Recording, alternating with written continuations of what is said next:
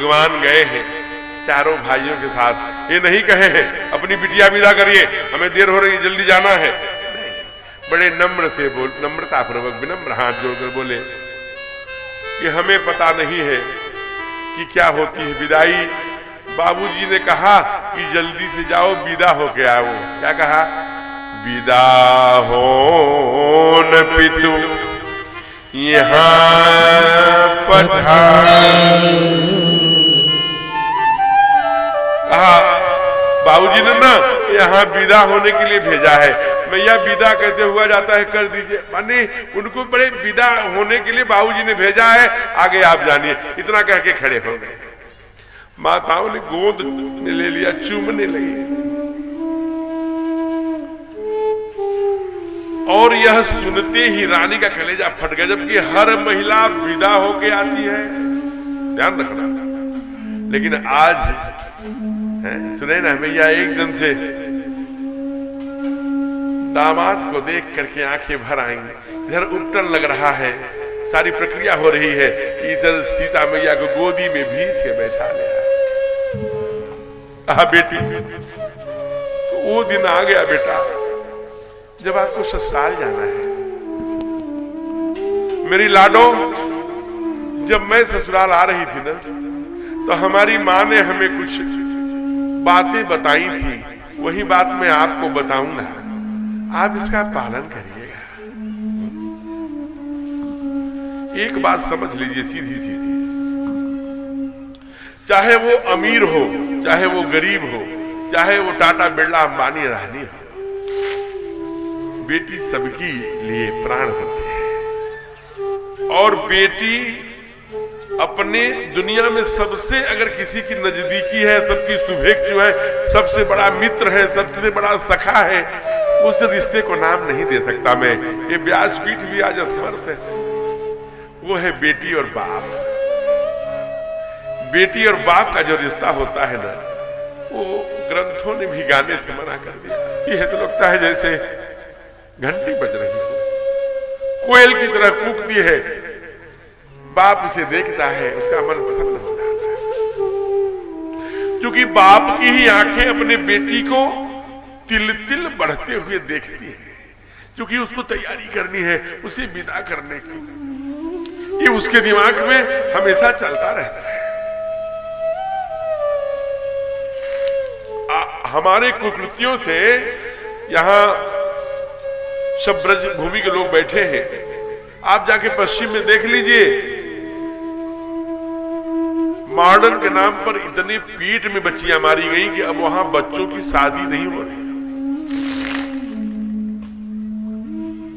कभी यहां जो चिकित्सक बैठे होंगे, उनको आप वो कैसेट लगा के देखना। हमको एक डॉक्टर साहब ने दिखाया कि कैसे वो जब भ्रूण हत्या करने में पेट में जाता है, वो कैंची रहती है, वो आला मेरे उसमें लगा करके साउंड ढम ढम करके आ रहा है, आता है।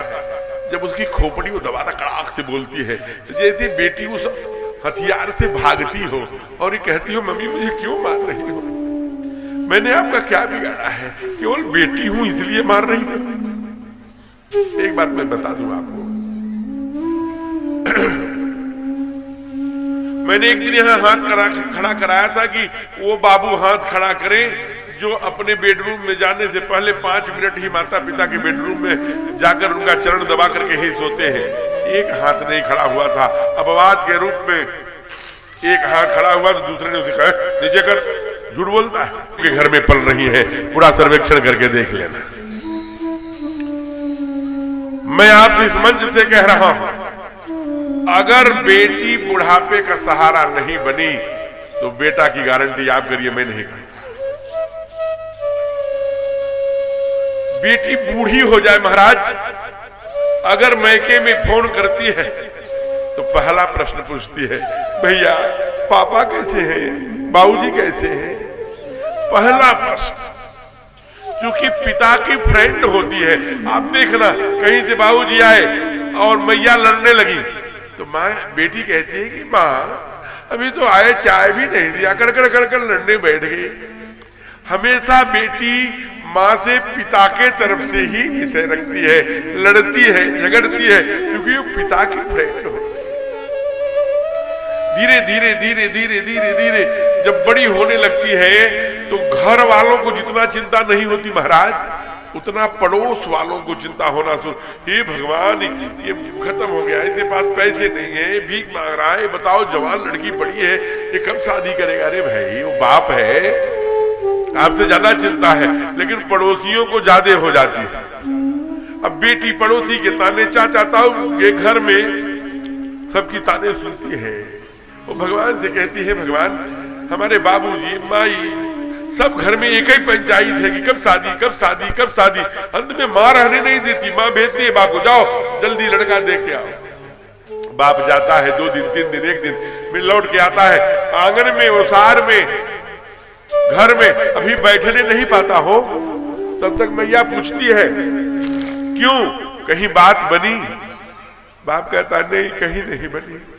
कहीं अच्छा बर है तो मेरे पास पैसे नहीं है, कहीं क्या मैं अपनी बेटी को कहीं भी कर दूं? हर माता पिता सोचते हैं कि जिस व्यवहार आचार में, जिस स्टैंडर्ड में, जिस व्यवस्था में हमने बेटी का भरण पोषण किया है, इससे नीचे न जाए। नहीं तो जब यहाँ मानो पकवान खाती थी, वहां पकवान नहीं मिलेगी, कहेगी पापा के घर में पकवान बना होगा, आज मैं भूखी सो रही हूं। तो वहां बेटी की जब आत्मा दुखेगी तो बाप का कलेजा फट जाएगा। मैंने देखा है बड़े बड़े लोगों को, जो नौजवान बेटी के गुजर जाने पर जिनके कलेजे नहीं फटे, जिनके आंसू नहीं फटे, जब बेटी विदा होती है ना,